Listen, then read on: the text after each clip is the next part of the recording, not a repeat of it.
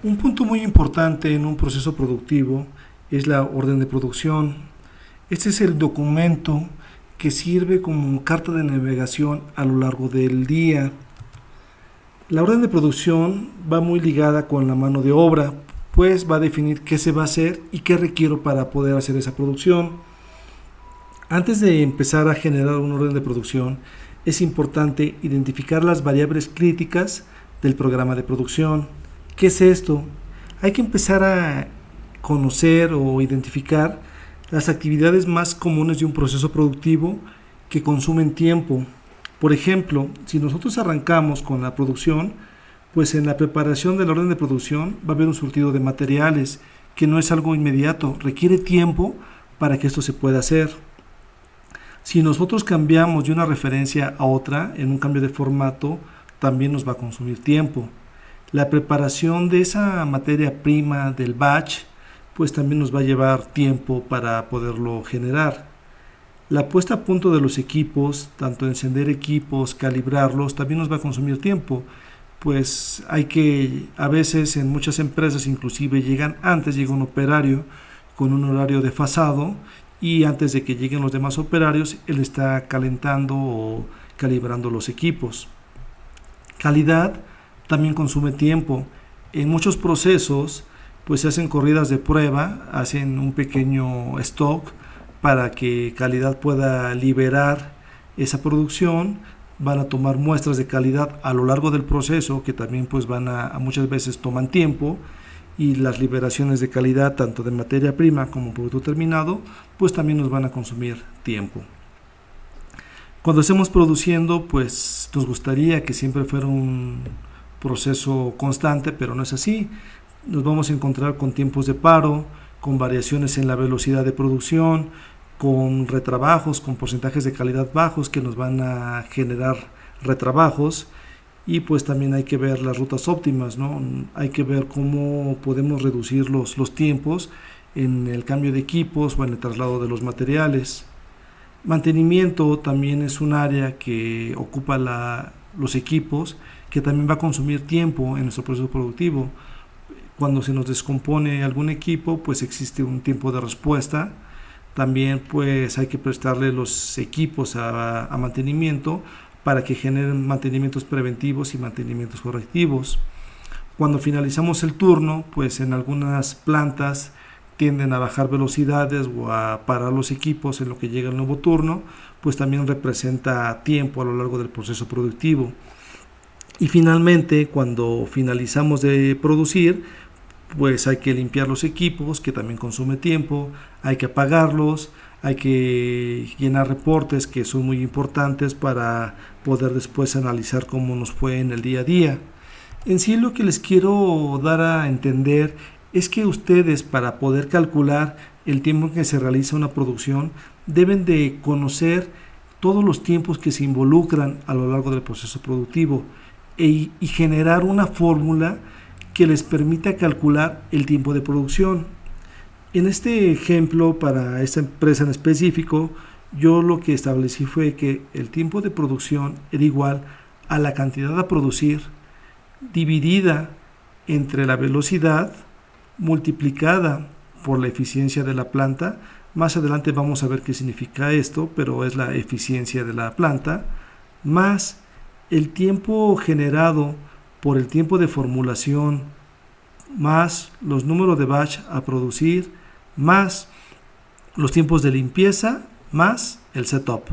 Estos son esto es una fórmula, no digo que calce para todos los procesos, por eso les enlisté todas estas actividades, para que ustedes puedan definir su fórmula y puedan calcular cuánto tiempo les va a llevar generar una producción.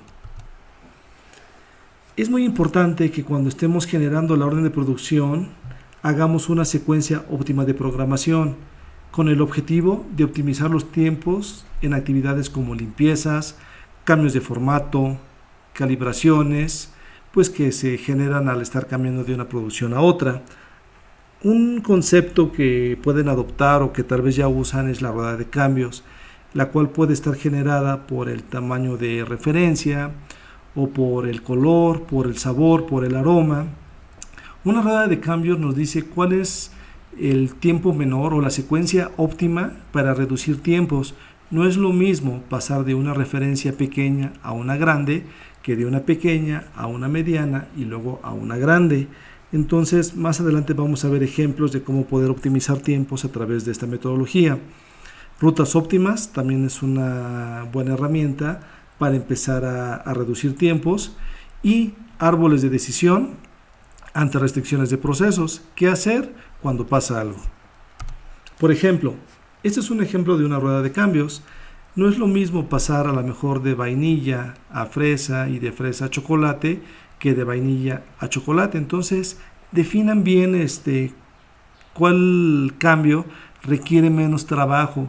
A lo mejor ya no se requiere un lavado profundo, a lo mejor con un lavado sencillo podemos cambiar de sabor, o solamente cambiando algún pequeño aditamento podríamos cambiar de esto sin necesidad de hacer un cambio brusco en nuestra línea de producción.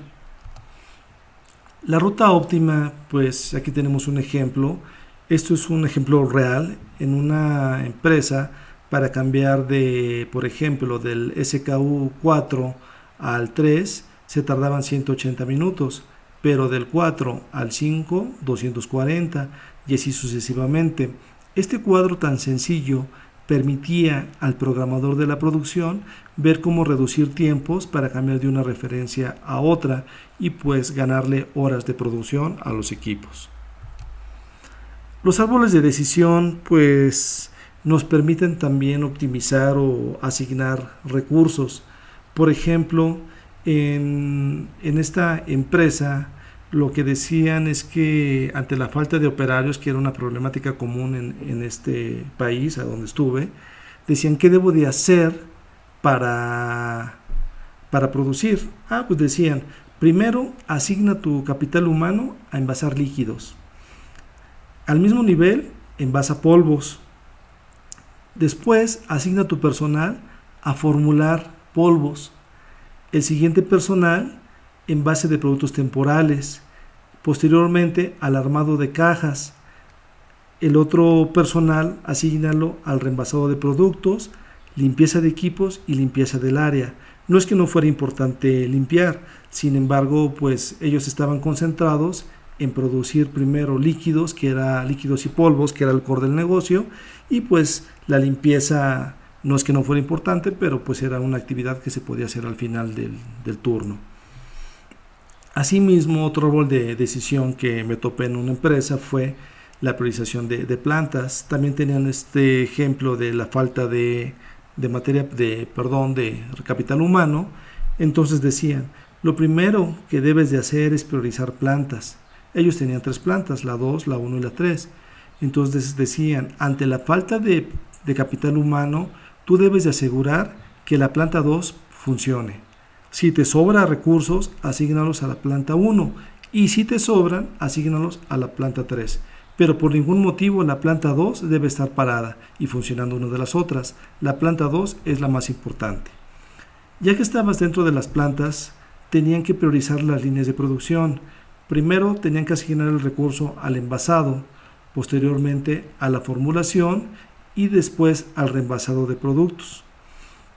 Finalmente, el capital humano tenía que estar destinado a actividades que consumían tiempos, pero no generaban producción, si bien eran necesarias para producir, pero pues primero tenían que envasar y después podían irse a actividades como armar cajas o limpiar algunas de las áreas. Es importante que cuando estemos generando una orden de producción, empecemos a trabajar con el concepto de lote óptimo o tamaño mínimo, con el objetivo de optimizar los costos de producción, evitando pérdidas e incrementar el margen. Es muy importante entender cuáles son todos esos elementos que van a cargar un costo a nuestra producción. Por ejemplo, a nuestro producto terminado. En producción, pues las horas hombre es un costo que va a generar a producir. La máquina de igual forma, los tiempos de paro nos cuestan, entonces también hay que estar contabilizando esa parte. En la parte administrativa hay elementos que si bien no van a tocar nuestra producción, pero sí van a generar costos que le van a pegar a la producción, como es la mano de obra administrativa, servicios, papelería, marketing. En la parte de los insumos, pues es los costos directos, pues la materia prima o consumibles que le van a pegar directamente a nuestra producción, y algunos costos de operación que tal vez no se ven dentro de la línea de producción, pero pues sí van a generar gastos, como lo es los temas logísticos o el almacenamiento del producto terminado o de la materia prima. Para definir ese lote óptimo tenemos que empezar a ver cuál va a ser el precio de venta, el cual va a estar acompañado de los costos, como aquí los enlistamos, empezar a ver los márgenes que vamos a tener, y pues desgraciadamente tenemos también que depender mucho de la competencia.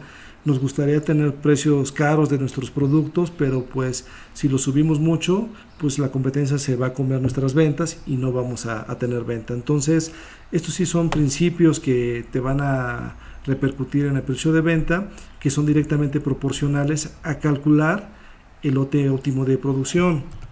No podemos, a lo mejor si nos piden una urgencia de una cubeta de pintura, pues no vamos a hacer todo un lavado, un cambio de formato solamente para hacer una cubeta. Aquí tiene que haber una política dentro de la compañía que diga las cantidades mínimas a producir para que exista un correcto costeo en ese lote. Entonces yo sí los invito a que analicen todos los costos que intervienen en el proceso productivo para que asignen una participación de ellos y no hagan corridas cortas en su producción.